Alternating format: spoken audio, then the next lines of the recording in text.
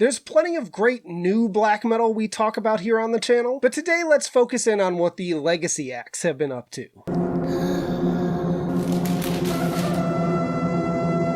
Yes, we are ranking 15 albums from 2019 and onwards from black metal bands that started in the 90s, and we are beginning with Mayhem and Daemon in 2019.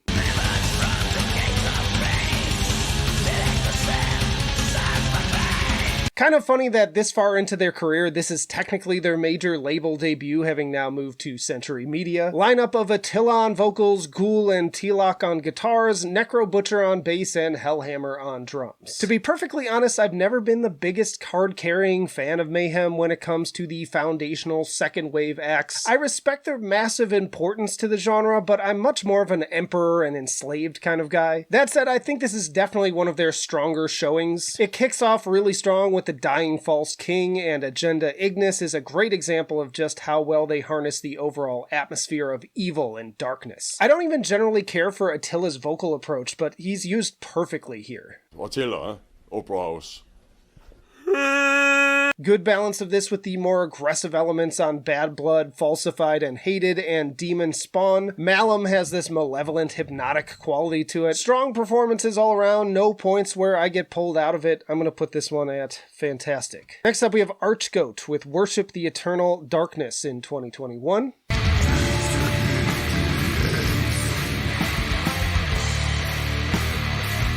Now, out of all the albums on this list, this one is perhaps the closest to just sounding like an album from that OG black metal period, from the raw production and wet cardboard blast beats to the Blizzard-like riffs. The main difference being the more grumbly, deathy vocals, which admittedly are probably the weakest element in my opinion. Pretty straightforward, but it's just aiming to be as vile and evil as possible, so I think it nails that target. Also some similarities and overall vibe to Inquisition, especially on tracks like Black Womb Gnosis. Love the swampy groove and church bells of All Christianity Ends. Great shifts in the drumming patterns on In Extremis Nazarene. It just starts to get a little bit old by the last few tracks, but otherwise pretty strong. I'm going to put this one at good tier. Then we have Borknagar with True North in 2019.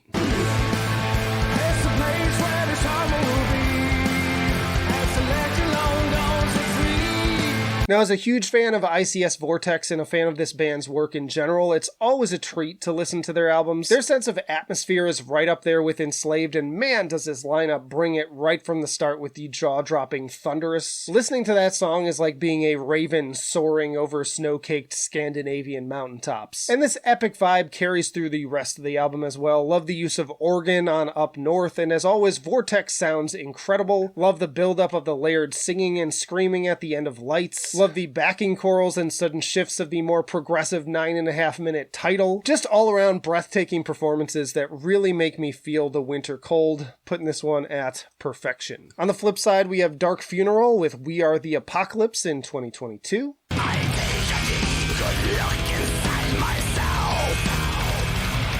Now, I know people who love this band, but they're another one I've always found to be pretty mid, save for their 2016 album, Where Shadows Reign Forever. This album, on the other hand, is yet another complete wet fart for me. Dull. It's not terrible, in fact, it's totally listenable, and it has its moments, namely in the performance from the current drummer Jalhoma, also of Imperium and Nightcrowned. I listened to this album at least 10 times in preparation for the review when it came out, but since then I've had no drive to return to it and really can't remember a single note afterwards. Even the singles left me pretty lukewarm. The only songs I can kind of enjoy are Nightfall and Let the Devil In. This one's just going to okay tier. Then we have Sigh with Shiki in 2022.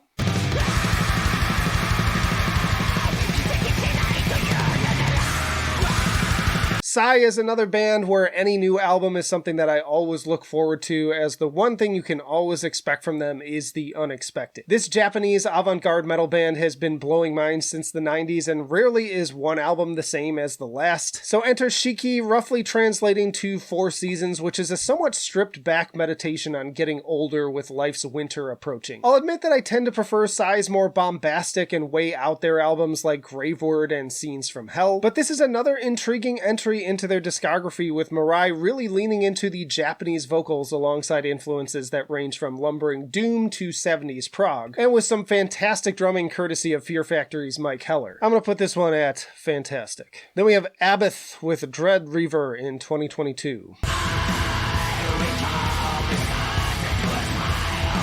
Now, given my enjoyment of the previous two albums from this project, I was at least expecting a fun and kind of campy black metal headbanger. Instead, what we got here is honestly pretty much trash, which is not something I generally say, but man did I hate this album, and there's a reason it landed a spot on my most disappointing albums of 2022 list. Right from the singles, I was physically wincing at the new direction Abbath was taking with his vocals.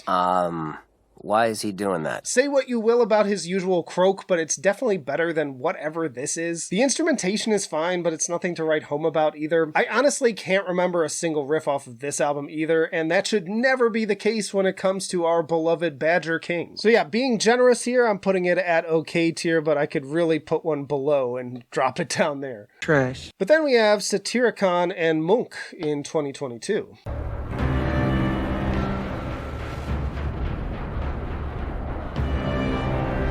This one's cheating a little bit since it's a collab, but they consider it to be part of their main discography, and even if I generally dislike the 1 hour single song approach, it's hard to pass up something more experimental from a genre that can sometimes be a little bit paint by numbers. Considering the heavy implementation of more synth and ambient driven elements, this one could most closely compare to modern works of Ulver, which I also considered including on this list. But it's pretty cool to see how this evolves from that into soft guitars and strings to something more eerie, driven by bass and electronic tones, then the orchestral style drums and kind of C6 sway of the melody. There's a section around the middle that even reminds me of like a blackened version of the Halo soundtrack, and another later that's sort of Bioshock meets Zeal and Ardor. Not the first thing I would reach for to re-listen on this list, but definitely one of the more interesting and unique experiences, and perfect for background while working on something. I'm gonna put this one at great tier. Continuing with the weird, we have Blut aus Nord with Disharmonium, Undreamable Abysses, also in 2022.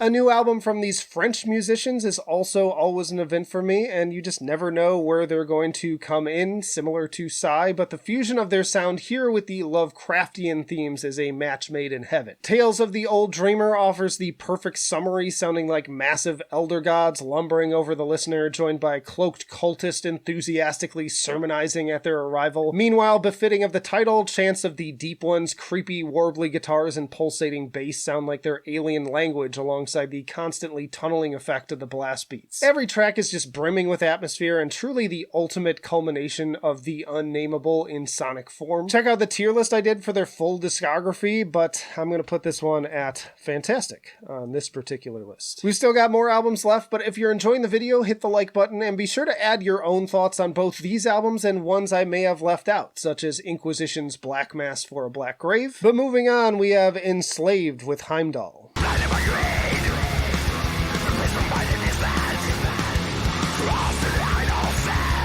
Now, in my book, Enslaved are one of the greatest bands of all time with one of the strongest discographies out there, and they have done it again with Heimdal. Even for those who didn't care for Utgard, this feels like a more cohesive album while still showcasing the usual experimentation. Behind the Mirror starts things off on a very head bob-inducing note, somewhat reminiscent of Thoughts Like Hammers, while Congelia calls back to their icier black metal roots. Forest Dweller has a lush sense of scope and wonder, but my favorite continues to be Caravans to the Outer Worlds. Start to finish, every track here has something special to offer, from surprising synth work to more obvious flourishes of 70s prog influences, unmatched atmosphere as always, and another album you're likely to see in a lot of year-end lists for 2023, I think. So this one's going to perfection. Then we have Rotting Christ with the Heretics in 2019.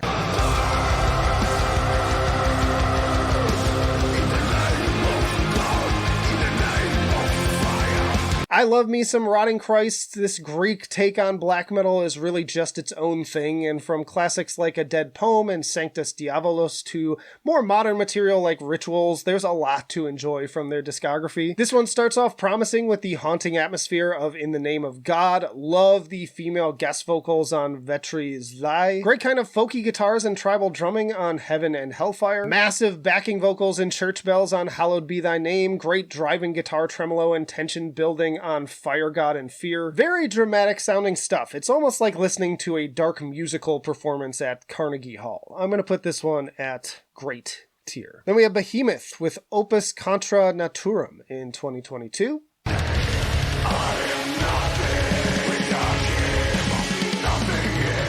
I always consider Behemoth more of a blackened death metal band, but they got their start in the 90s black metal scene, and they're really not all that far removed from Rotting Christ sound, if you ask me. Not my favorite from them by any means, but I did feel like this was an improvement over I Loved You at Your Darkest. Post-God Nirvana sets up with some great atmosphere. The Deathless Sun is a solid single with its subtle chorals on that catchy chorus. Of My Herculean Exile is okay, going for more of a spooky, atmospheric slow burn. I just wish that it had more of a satisfying conclusion rather than sort of fizzling out. Off to War has more dynamic songwriting and a ripping solo that would honestly fit right on Evangelion or The Satanists. But really my biggest disappointment on this album is the continued lack of truly memorable guitar riffs. So not their best work, but not even close to the worst thing on this list. I'm going to put it at good tier. Then we have Darkthrone with Astral Fortress in 2022.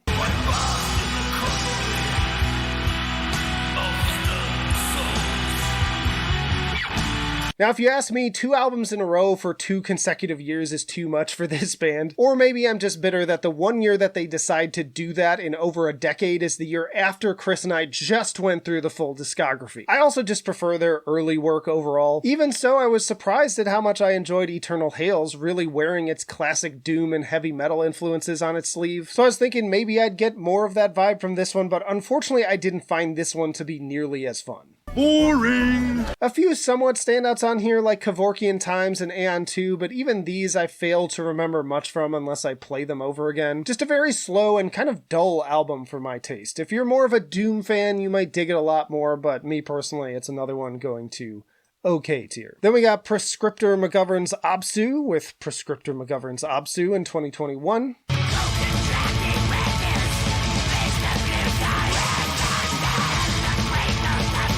Now, I love Apsû, and I especially loved their 2011 album with the Z, but 10 years is a lot of time to build up hype that is just generally impossible to live up to. But fortunately, somehow, despite some ugliness between band members that I'm not going to get into here, they knocked this album out of the fucking park and made it one of my favorites of 2021. Every song on here is a straight ripper, just as strong as the previous album, with several I've even put on the level of Terra. With their insanely technical approach to drumming and guitar work, I've frequently referred to them as the Dillinger Escape Plan of black metal, and that comparison still holds here. Total ripper. I am glad that I got to see them live before their unfortunate splitting of members, but I really did enjoy this album, and it's also going up to perfection. Then we have Cradle of Filth with Existence is Futile in 2021.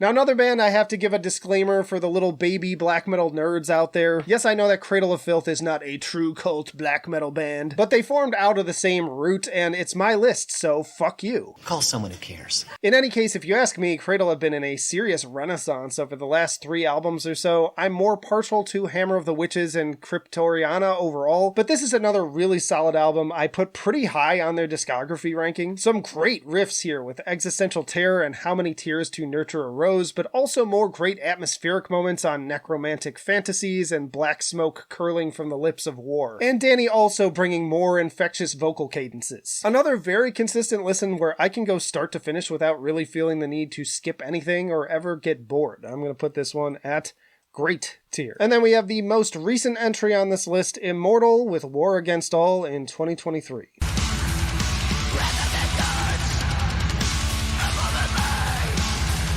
Now there are some really solid tracks on here, but I gotta say it shows that this is basically just the Demonaz show at this point. I don't need anyone. Even despite session drums and bass from members of Galsvird and Enslaved, something just feels missing without Horg or Abbath. And also the fact that this is the album with a track named after the band feels a bit of an ego trip to me. On the positive side, I also dig the icy riffs of the title track and Thunders of Darkness, and both No Sun and Return to Cold have a kind of hypnotic effect. But then I get a little bit bored with the more plotting tracks like War God, Blashurk My Throne, and especially Nordlandir. Beyond that, I really don't have a whole lot to say. I think it's a perfectly fine black metal album with most of the usual Immortal tropes, but it's just missing something that worked for Northern Chaos Gods. Maybe it's even just not having Peter Tategren of Hypocrisy producing this time, opting instead for Demonaz's own crew from his self-titled project. Regardless, it's going to good tier. Y'all check out this playlist for more black metal tier lists, including the Immortal and Enslaved discographies, and let me know again down below, how do you think differently? How would you rank these differently and why? Let's get a conversation going. But that'll do it for now. Flight of Icarus signing off. I will see you in the trenches.